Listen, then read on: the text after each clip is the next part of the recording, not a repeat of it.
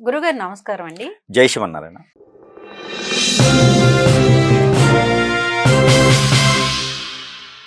అంటే ఈసారి భోగి, సంక్రాంతి పండుగలు కొంచెం లేట్‌గా వస్తున్నాయని విన్నాము. ఎందుకని వస్తున్నాయి? అలాగే భోగి రోజున భోగి పళ్ళు పిల్లలకి పోయడం అనేది ఆనవాయితీగా వస్తోంది.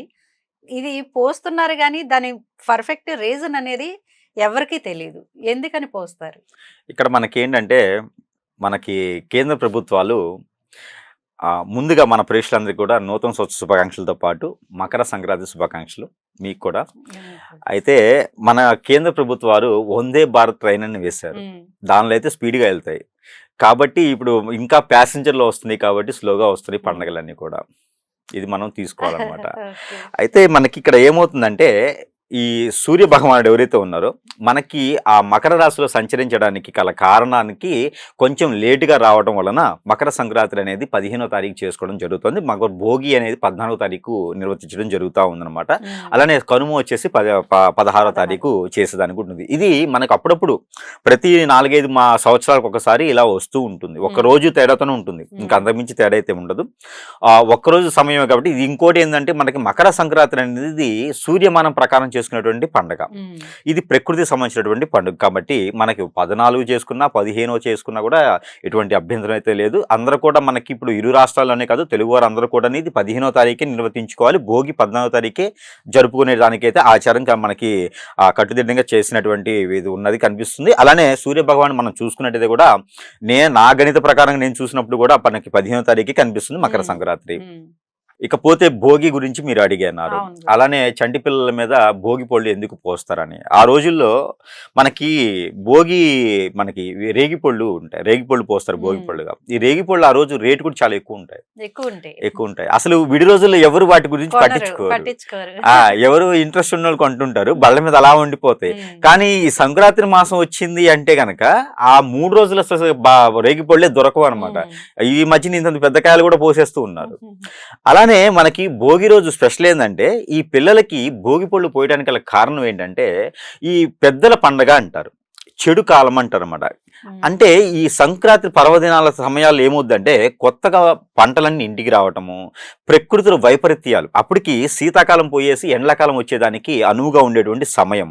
మనకి హార్మోన్ ఇంబాలెన్స్, బాడీ అంతా కూడా తత్వం మారిపోతూ ఉంటుంది. ఆ తర్వాత వారికి చంటి పిల్లలకి ఏమవుద్దంటే, పుట్టిన తర్వాత వారికి దిష్టి దోషాలను ఉంటాయి. ఇక బయట అటు ఇటు తిరుగుతున్నప్పుడు ఈ పెద్దవాళ్ళు ఆవహించేదానికి ఉంటుందన్నమాట. ఇవన్నీ కూడా పటాపంచలు అయ్యేదానికి, వాటిలో హార్మోన్ ఇంబాలెన్స్ వచ్చేదానికి, ఈ నేలపాటుతనము, బలరిష్ట రోగాలు, పుట్టినప్పుడు ఏదైనా దోషాలకి పరిహారం చేసుకోలేకపోయినా, అలానే పెద్దల అంశతో పుట్టినా వాళ్ళందరికీ కూడా మాయ అంటారు. మనకి పుట్టినప్పుడు బొడ్డు కట్ చేసి మాయ అంటారు. అలాంటి మాయకు ఇంకేదన్నా బ్యాలెన్సులు ఉన్నా కూడా ఈ పిల్లల మీద ఎలాంటి దిష్టి దోషాలు లేకుండా, అలానే ప్రకృతికి సంబంధించినటువంటి వైపరీత్యమైన వ్యాధులు రాకుండా ఉండేందుకు, బలిరిష్ట రోగాలు రాకుండా ఉండేందుకు, ఏదైనా మ్యాండిక సంబంధాల్లో అంగవైకల్యం రాకుండా ఉండేందుకు, అలానే పెద్దలు ఎవరైనా ఆహ్వానించకుండా వాళ్ళని ఆవహించకుండా ఉండేందుకు, ఏదైనా బయటికి వెళ్ళినప్పుడు చెడు వ్యసనాలు వీళ్ళకి దగ్గర తగలకుండా ఉన్నందుకు, ఫుడ్ లేదా అరగనప్పుడు కూడా అదంతా కూడా పటాపంచలేందుకు, పిల్లల జీవితంలో ఎదుగుదల ఎవరి దృష్టి పడకుండా ఉండేందుకు భోగిపళ్ళు పోసేదానికి అనమాట. అందుకోసం పిల్లలకు భోగిపళ్ళు పోస్తారు. ఇది 10 సంవత్సరాలు 12 సంవత్సరాల లోపు వరకు కూడా పోయొచ్చు. భోగిపళ్ళు తక్కువ రేటు దొరికినా లేదా ఎక్కువ తీసుకొచ్చినా కూడా పిల్లలందరినీ కూర్చోబెట్టి పోసుకునేటువంటి ఆచారం అయితే ఉంటుంది. అలానే ఆడపిల్లలకి చేస్తే ఇంకా మంచిది. ఆడపిల్లలు చేస్తే ఎదుగుదల ఇంకా ఉంటుంది, లక్ష్మీదేవిలాగా మనము కొలుచుకునే దానికి ఉంటుంది. వారిలో ఉన్నటువంటి ఏదైతే దిష్టి దోషాలు ఉన్నాయో అవన్నీ కూడా పటాపంచలేదు. గ్రహరీత్యా దోషాలు ఉన్నా కూడా అవి కూడా పటాపంచలేకపోతాయి. దానికోసమే భోగిపళ్ళు పోస్తారనమాట. భోగిపళ్ళు రేగిపళ్ళు తీసుకుని భోగిపళ్ళుగా పోస్తారు. ఆ భోగిపళ్ళుతో పువ్వులు అందరూ కూడా చేసే తప్పు ఏంటంటే, పువ్వుల్ని విప్పారి తీసేస్తున్నారు, రేఖలు పోస్తున్నారు. రేఖలు పోయకూడదండి, బంతి పూలే వాడాలి, వేరే ఏ పూలు వాడకూడదు. గులాబీ పువ్వులు ఇట్లాంటివి ఏ వాడకూడదండి, బంతి పూలే వాడాలి. గులాబీ పూలు దేనికి వాడతామంటే దేవుడికి వాడతాము, లేదా మన పెద్దలకు వాడతాము. కాలం చేసిన వారికి దేవుడితో సమానంగా వారికి వాడతాము, అంతేగాని ఏదైనా డెకరేషన్కి వాడతాము. అంతేగాని దిష్టి దోషాలు పోవడానికి, ఆరోగ్య సమస్యలు పోవడానికి, ఇంటికి దిష్టి పోవడానికి కూడా అలంకరణలో బంతి పూలే వాడతాము. పూజకి పనికిరాదు బంతి పువ్వు, పూజకి బంతి పువ్వు పనికిరాదండి. అందుకే దిష్టి దోషాలకి వాడుతూ ఉంటాం అనమాట. కాబట్టి ఈ బంతి పువ్వులు పిల్లలకి పోయటంతో వారిలో ఉన్నటువంటి దిష్టి దోషాలు అన్ని పోతాయి. హార్మోన్ ఇంబ్యాలెన్స్ కూడా సరిగా వచ్చేటువంటి అవకాశాలు ఉన్నాయి. కాబట్టి భోగి రోజునే పోయేదానికి అవకాశం ఉంటుంది అలాగా. ఇంకోటి ఏంటంటే భోగి రోజున భోగి మంటలు వేస్తూ ఉంటాం. భోగి మంటలు దేనికి వేస్తాము అంటే కనుక మనలో ఉన్నటువంటి కామక్రోధాలే కాకుండా మనలో ఉన్నటువంటి, మీకు ఒకటి కథ చెప్పాలి. చెప్పండి. అక్కడ మనకి రామాయణ కాలంలో వచ్చేసి సీతాదేవిని అపహరిస్తారు.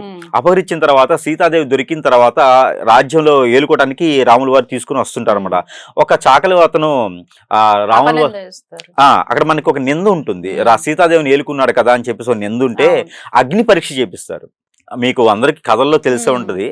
చాలా మందికి మూవీలో అయితే చాలా బాగా అర్థమవుతుంది. కాబట్టి అందరూ చదువుకునే దానికి ఉండదు కాబట్టి మూవీలో చూస్తూ ఉంటారు. ఈ సీతాదేవి గారిని అగ్ని పరీక్ష చేపిస్తారు. అగ్ని పరీక్ష చేపించగానే ఆవిడలో ఉన్నటువంటి చెడు వ్యసనం కానీ, లోపల చెడు ఏదైనా రంది ఉంటే కూడా, ఎవరైనా ఏదైనా పెట్టి ఉన్నా, ఎక్కడైనా ఏదైనా ఆవహించి ఉన్నా కూడా అదంతా పోయేదానికి అగ్ని పరీక్ష చేయించడం మళ్ళీ స్వచ్ఛందంగా దేవతల బయటకు వస్తుంది అనమాట.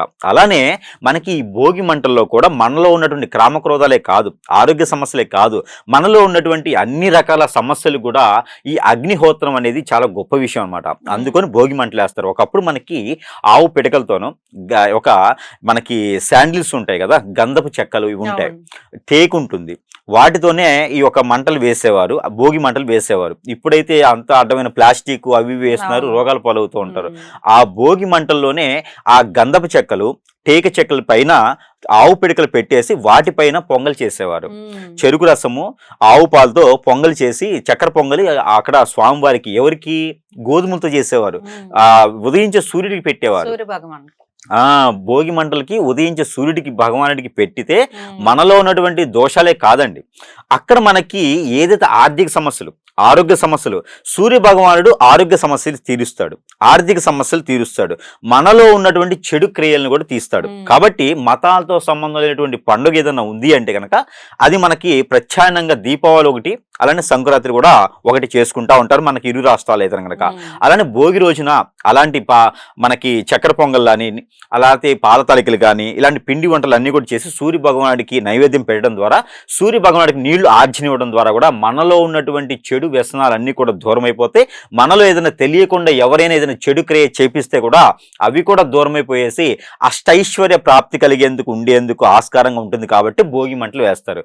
ఈ రోజుల్లో ముసలోళ్ళు పడుకుంటే ముసలోళ్ళని కూడా వేసేస్తున్నారు, అంతే కదా, పాత వస్తువులు ముసలోళ్ళు పాతలు అని చెప్పి వేసేస్తున్నారు భోగి మంటల్లోను. కాబట్టి అలా చేయడానికి లేదు. భోగి మంటలు అంటే చాలా ప్రాసిద్ధి చెందినటువంటి విషయము. ఇక ముగ్గులు వేయడానికి, ఇవన్నీ కూడా మనకి గొబ్బెమ్మ పెట్టడానికి ఒక్కొక్క దానికి ఒక్కొక్క ప్రాసిద్ధి ఉంది. ఇది మనం చెప్పుకుంటూ పోతే చాలా ఉంటుంది అనమాట. కాబట్టి భోగి మంటల్లో ఎవరైనా సరే మంచి గంధపు చెక్కలు ఉన్న 1-2 వాడుకుంటే చాలా మంచిది. అంటే గంధపు చెక్కలు అంటే మళ్ళీ ఏ ఫారెస్ట్ స్టైల్ తెచ్చుకునే అవసరం లేదు. పూజా సామాగ్రి స్టోర్లో కూడా గంధపు చెక్కలు దొరుకుతూ ఉంటాయి, అవి తెచ్చుకుని వాడుకుంటే కూడా చాలా మంచిది. ఇంట్లో అష్టైశ్వర్య ప్రాప్తి కలుగుతుంది. ఆ వాసన ఇంట్లోకి వచ్చిన ఆ స్మెల్ మనం పీల్చుకున్నా కూడా మనలో ఉన్నటువంటి అన్ని తొలగిపోతుంటాయి. అలానే మనకి పూజించుకునే సమయం వచ్చేసి బ్రాహ్మీ ముహూర్తంలోనే స్నానం చేయాలి.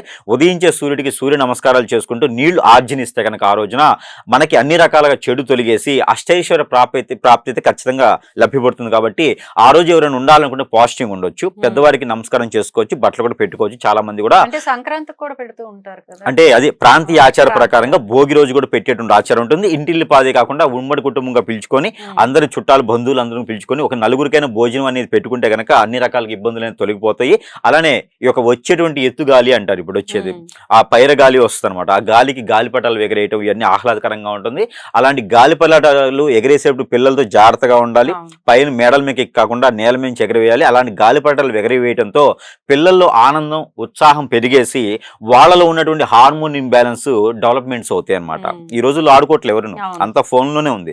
ఇలాంటి ప్రకృతిలో ఆడుకుంటే ఏమైందంటే వాళ్ళలో హార్మోన్స్ ఇంబ్యాలెన్స్ అనేది, మైండ్ స్ట్రెస్ ఫీల్ అనేది వారికి బాగుంటుంది, ఆహ్లాదకరంగా ఉంటుంది. కాబట్టి అలాంటి చేయడం ద్వారా భోగి ఒక కనుమున భోగి పండగ రోజున ఇలాంటి ఆహ్లాదకరం చేయాలి. ఎవరైనా ఉంటే కనుక అవకాశం ఉందంటే గోదాదేవికి కళ్యాణం చేసుకోవచ్చు, అలానే లక్ష్మీనరసింహ స్వామి వారి కళ్యాణం చేసుకోవచ్చు, సత్యనారాయణ స్వామి వారి వ్రతం నోచుకోవచ్చు, శ్రీ వెంకటేశ్వర స్వామి వారి వ్రతం నోచుకోవచ్చు, లేదా కళ్యాణం చేసుకోవచ్చు.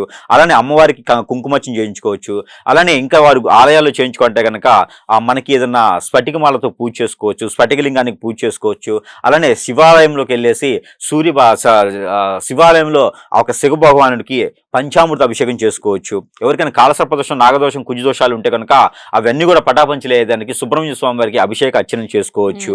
ఇవన్నీ కూడా చాలా మంచి విషయం. విషయాలు భోగి రోజు చేసుకునేటువంటిది చివరిగా నేల పడక చేస్తే చాలా మంచిది, ఒంటిపూట భోజనం చేస్తే ఇంకా మంచిది, అవకాశం ఉన్నవారు మాత్రమే. చాలా చక్కగా చెప్పారు గురుగారు. చూసారు కదా అండి, మనకి భోగి మంటలు, అలాగే భోగి పళ్ళు, అసలు భోగి పండుని ఎలా జరుపుకోవాలి అనేది చాలా చక్కగా చెప్పారు గురుగారు. నమస్కారం అండి.